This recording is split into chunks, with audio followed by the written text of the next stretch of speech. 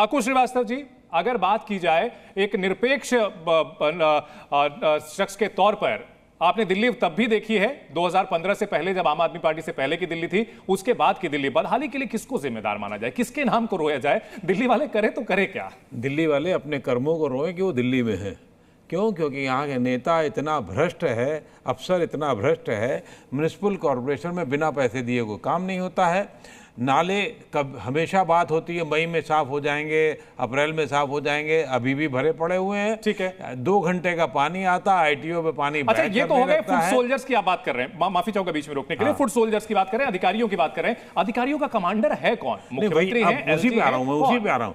तो उसके लिए सरकार जिम्मेदारी, सरकार जो है, अगर सिर्फ कमीशन, चिंता नेता की ये नहीं है कि साहब ठेकेदार को पैसा नहीं दिया जा रहा है, चिंता ये है कि उसका कमीशन किसको मिल रहा है, नहीं मिल रहा है, ये सबसे बड़ी है। और भ्रष्टाचार ही एक वजह है जो सरकार में है या उसके एक हिस्सेदारी, क्योंकि एलजी की भी है, एलजी किसी पर एक भ्रष्टाचारियों को, आम आदमी पार्टी का क्लियर कट कहना है कि हम काम करना चाहते हैं, हमें काम करने नहीं चाहते होते थे, क्या होता 10 साल में क्या कर लिया उन्होंने? 10 साल में कुछ समस्या तो हल हुई होती, किसी लेवल पे कुछ हल हुआ होता।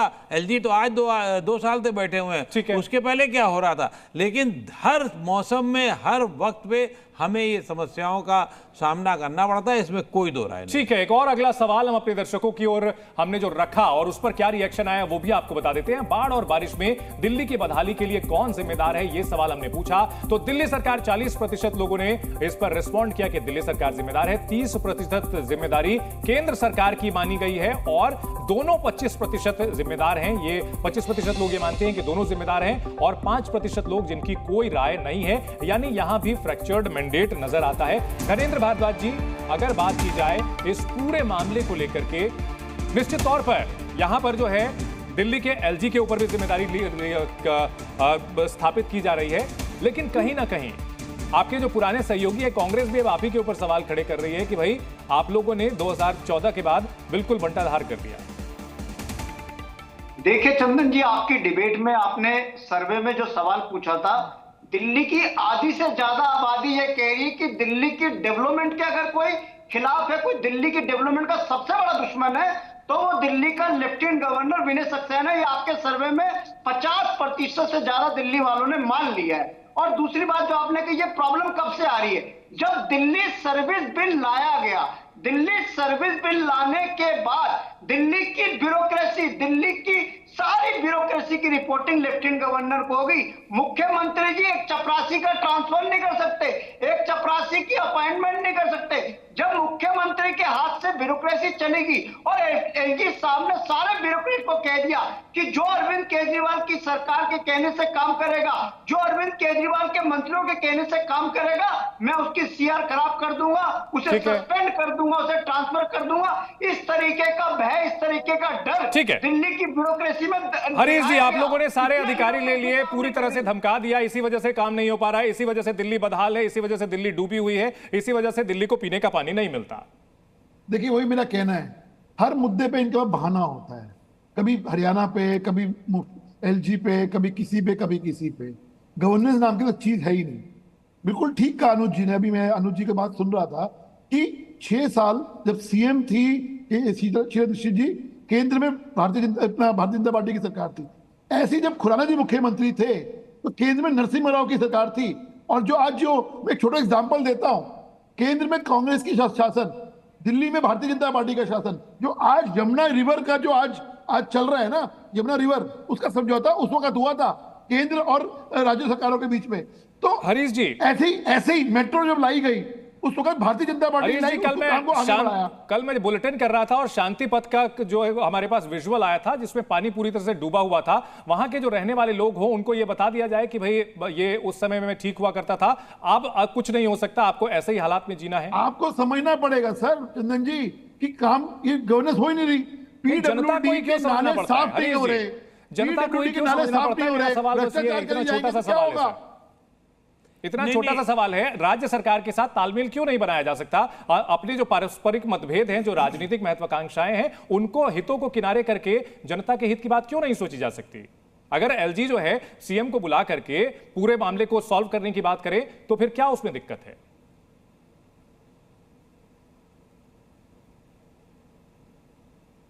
हरीश जी, सवाल आप ही से था सर।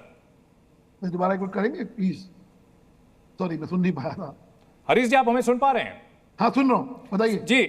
सवाल यही है कि आखिरकार एलजी के पास जब असल पावर है तो फिर उनकी जिम्मेदारी ज्यादा होती है ना सर, जिसके पास ज्यादा शक्ति होती है उसकी ज्यादा जिम्मेदारी होती है। देखिए अल्टीमेटली शासन कौन कर रहा है, लोगों ने वोट किसको दिया है? आम आदमी पार्टी को। सवाल यही है, आप बार बार एलजी में शुरू कर रहे हैं, 3 डिपार्टमेंट को छोड़ के, होम, लैंड और कानून व्यवस्था को छोड़ के सारे डिपार्टमेंट इनके पास हैं। ये झूठ बोलते हैं कि एलजी के पास पावर है, एलजी के पास पावर है। आप अपनी काम करना नहीं चाहते, प्रॉब्लम ये है। मैं फिर घनेन्द्र जी इस पर जवाब देंगे। घनेन्द्र जी, 3 डिपार्टमेंट को छोड़कर बाकी सारी चीजें जो है वो आपके पास है, ये कहना है बीजेपी का। मैं भी तो यही कह रहा हूं चंदन जी, दिल्ली के लोगों ने वोट हमें दिया, दिल्ली के लोगों ने अरविंद केजरीवाल की सरकार चुनी है, तो कौन होता है एलजी विनय सक्सेना दिल्ली के कामों को रोकने वाला? कौन होता है चीफ सेक्रेटरी नरेश कुमार दिल्ली के कामों को रोकने वाला? कौन होता है होम सेक्रेटरी अश्विनी कुमार दिल्ली के कामों को रोकने वाला? संवैधानिक पद पर बैठे व्यक्ति को किस तरह संबोधन कर रहे हैं, ये हाल है लोगों का। कौन होता है वीरेंद्र सचदेवा जो दिल्ली के कामों में रंग डालेगा? अरे दिल्ली के लोगों ने हमें वोट दिया, केजरीवाल तो चोर है, केजरीवाल तो चोर है। नहीं, भाषा की मर्यादा बनाए रखें। जी न्यूज अपने दर्शकों के लिए साफ कर दे कि यहाँ जो बेईमान है उनकी राय, उसके लिए हम जिम्मेदार नहीं है, ये उनकी निजी राय है। लेकिन साथ साथ आपसे सभी से कहेंगे कि भाषा की मर्यादा जरूर बनाए रखें, शब्दों का चयन बड़ी सावधानी से करें। मैं कह रहा हूं चंदन जी, सरकार हमारी है, लोगों ने हमें वोट दिया तो सरकार हम चलाएंगे। कोई एलजी विनय सक्सेना, कोई होम सेक्रेटरी, कोई चीफ सेक्रेटरी सरकार नहीं चलाएगा दिल्ली में। घनेन्द्र जी, सरकार हम चलाएंगे। घनेन्द्र जी ठीक है, एक और सवाल मैं लेता हूं, उसके बाद एक और सवाल जो हमने जनता के सामने रखा है उस पर क्या रिस्पांस आया है सर्वे में, वो भी सुना देते हैं। दिल्ली में ट्रैफिक जाम की समस्या घटी है या बढ़ी है, इसको लेकर के 80% लोगों का यह कहना है कि 80% यहां जो जनता है वो ये मानती है कि दिल्ली में ट्रैफिक जाम की समस्या बढ़ी है, और 0% लोग मानते हैं कि घटी है। कोई मत नहीं है 20% लोगों का, यानी 80% लोग ये मानते हैं कि ट्रैफिक की समस्या दिल्ली में बढ़ी है। इन सब के बीच घनेन्द्र जी, बार बार जो विरोधियों की ओर से सवाल यही उठाया जाता है कि आप लोगों के सत्ता में आने से पहले भी व्यवस्था यही थी, लेकिन इतनी बदहाल नहीं थी। देखिए चंदन जी, फिर मैं आपको बता रहा हूं, 2 चीजों का आपने जिक्र करा। एक आपने वाटर लॉन्गिंग आपने करी जो लूटियां जोन्स में। मैं आपको बताना चाहता हूं, आपके माध्यम से दिल्ली के लोगों को बताना चाहता हूं कि जो लूटियन जोन्स है वो एनडीएमसी के अंतर्गत आता है, और एनडीएमसी का जो चेयरमैन है वो भारतीय जनता पार्टी दिल्ली का पूर्व अध्यक्ष है सतीश उपाध्याय, वो चेयरमैन है। उसमें जो 5 लोग नॉमिनेट होते हैं वो सब भारतीय जनता पार्टी के नेता और कार्यकर्ता है। इस तरीके से आपने ट्रैफिक की बात करी, दिल्ली में पुलिस करेक्शन कर दी सर कि मैंने बीजेपी वालों के पास एलजी सब कुछ करते नहीं है। घनेन्द्र जी, मैंने उसमें जो है एक उदाहरण दिया था, इसका मतलब ये नहीं है कि सिर्फ वही इलाका डूबा हुआ है, डूबे हुए दूसरे इलाके भी हैं, हमने तस्वीरें उनकी भी दिखाई थी।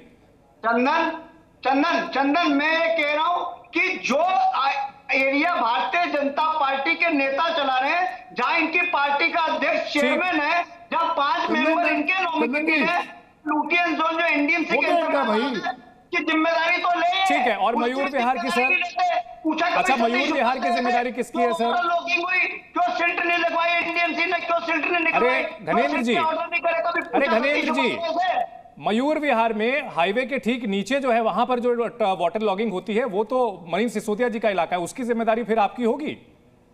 मैंने क्या कहा है, मैंने आपको आपकी डिबेट में शुरू में कहा 2064 किलोमीटर पीडब्ल्यूडी की ड्रेन्स हैं जो हमने पूरी तरीके से डीसिल्ट करा दी है। एमसीडी के अंतर्गत 713 छोटे नाले आते थे, उनको हमने डीसिल्ट करा दिया। 87,000 मेट्रिक टन हमने सिल्ट निकलवाई एमसीडी के नालों से। 14 नाले ऐसे हैं जो इरिगेशन और फ्लड में आते हैं, उनको हमने। ठीक है घनेन्द्र जी, ये बात आपने शुरुआत में कह दी थी, लेकिन सवाल बस मेरा इतना है कि इतना सब कुछ करने के बाद भी दिल्ली के इलाके डूब क्यों रहे हैं? सिंपल सा सवाल है सर, अगर सब कुछ हो गया है तो फिर समस्या आनी नहीं चाहिए।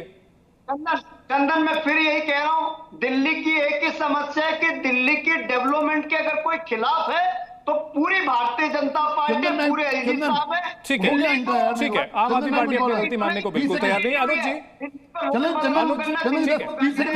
ठीक है, चलिए आप हरीश जी आप उसमें जवाब दे दीजिए, उसके बाद फिर मैं अनुज जी के पास जाऊंगा। देखिए बीजेपी के इशारे किस प्रकार की भाषा का प्रयोग करते हैं ये दिख गया इस चैनल के ऊपर इन्होंने क्या करते हैं। अभी इन्होंने, लेकिन गजेंद्र ने एक बात करी, गजेंद्र ने बात करी कि दिल्ली के एलजी काम नहीं करने दे रहे। अब ये हो गया यार, हो गया तुम्हारा, बात रख दी हो गया, हो गया तुम्हारा, हो गया तुम्हारा यार। गजेंद्र जी क्या नहीं धनेंद्र जी हुआ ठीक है, यार? आप अपनी बात रख चुके सर। धनेंद्र जी आप अपनी बात रख चुके सर, आप अपनी बात रख चुके हैं, अब उस पर जवाब भी ले लेते हैं। जी हरीश जी। देखिए गजेंद्र अपने ही जाल में खुद फंस गया। देखिए क्या बोला इन्होंने, एलजी हमें काम नहीं करने दे रहे, ये नहीं करने दे रहे, वो नहीं करने दे रहे। दूसरी ही सांस में इन्होंने कह दिया कि पीडब्ल्यूडी के नाले साफ कर दिए, हमने एमसीडी कर दिया, हमने ये कर दिया, हमने वो कर दिया। भाई अभी एक तरह से तुम एक जुबान में तो ये कह रहे थे, दूसरी जुबान में ये कह रहे हमने ये कर दिया। भैया एक पे तो टिक जाओ, एक पे तो टिक जाओ। इसलिए मेरा कहना है कि सिर्फ और सिर्फ इन्होंने काम नहीं किया, भ्रष्टाचार किया है। ये कह रहे हैं ना कि हमने इतना टन हमने सिल्ट निकाल दी, सिल्ट है कहाँ, निकाली कहाँ है, दिखाई दो सही, फोटो से दिखा दो। सिर्फ और सिर्फ भ्रष्टाचार हुआ है, कागजों में हुआ है, कागजों के अलावा कुछ नहीं हुआ।